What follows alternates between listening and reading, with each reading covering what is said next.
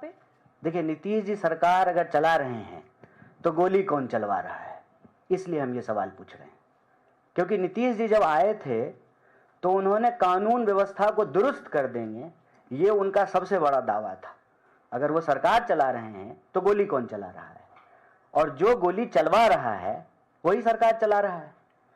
और यह बिहार के लिए अच्छा नहीं है कि लगातार अपराधियों के मनोबल बढ़ रहे हैं, पुलिस का इकबाल खत्म हो गया है। और मैं तो कहता हूं इस हद तक कि पुलिस महकमे में भी बैठे हुए लोग अपराधियों से मिले हुए हैं। अगर ऐसा नहीं है तो शराबबंदी के बावजूद शराब कैसे मिल रहा है? आप बिहार में अपना कैमरा बंद करके लोगों से बात कर लीजिए, कहेगा थाने से ही होम डिलीवरी हो जाती है। मुझे बता दीजिए सरकार कौन चला रहा है? सरकार अगर नीतीश जी चला रहे हैं तो शराब कौन पिला रहा है? सरकार अगर नीतीश जी चला रहे हैं तो गोली कौन चला रहा है? सरकार अगर नीतीश जी चला रहे हैं तो नीतीश जी तो परिवारवाद पे भाषण देते थे, फिर बेटा बेटी को जो है आयोग में कौन बिठा रहा है? इसीलिए यह प्रश्न जो है हम लोग उठा रहे हैं। और इस प्रश्न पे जब हम कह रहे हैं कि कोई और चला रहा है तो बोलने में कोई गुरेज थोड़ी है। यह सच है कि बीजेपी जो है नीतीश जी को निपटाने के लिए पूरा कार्यक्रम बनाई है। यह लोगों के जान माल का मसला है। किसी भी राज्य में अगर आम लोगों की जान जा रही हो, इसमें क्या तुलना करना है?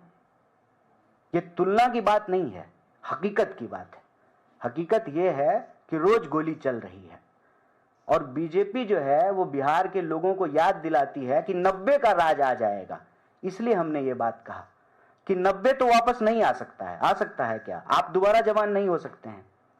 इतिहास में जाकर के जो है देश चलेगा नहीं, देश तो आगे बढ़ेगा। 90 तो बीत गया, हम तो 2025 में रह रहे हैं। लेकिन 2025 में जब रोज गोलियां चल रही हैं और जो लोग जंगल राज बोलते हैं उन्हीं के राज में चल रहा है, तो फिर उनसे सवाल पूछा जाना चाहिए। बताइए, भ्रष्टाचार पे इतना भाषण देती है बीजेपी, अभी उसके एक मंत्री के ऊपर नकली दवा बेचने का आरोप लगा है। पार्किंग में जो है उसके नेता पाए जाते हैं अश्लील हरकत करते हुए। उनके लोग जो है भ्रष्टाचार के आरोप में पाए जा रहे हैं।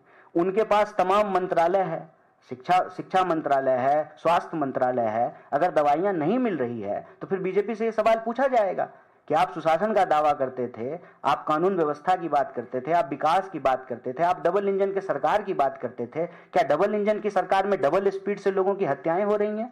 डबल इंजन की सरकार में डबल स्पीड से जो है भ्रष्टाचार हो रहा है, लूट हो रहा है, कट कमीशन से सरकार चल रहा है। और डिप्टी सीएम आकर के कह रहे हैं कि संगठित अपराध खत्म कर दिए हैं, सारे संगठित अपराधी जो है एमएलए बन गए हैं, अब नीचे जो है उनके गुर्गे राज चला रहे हैं।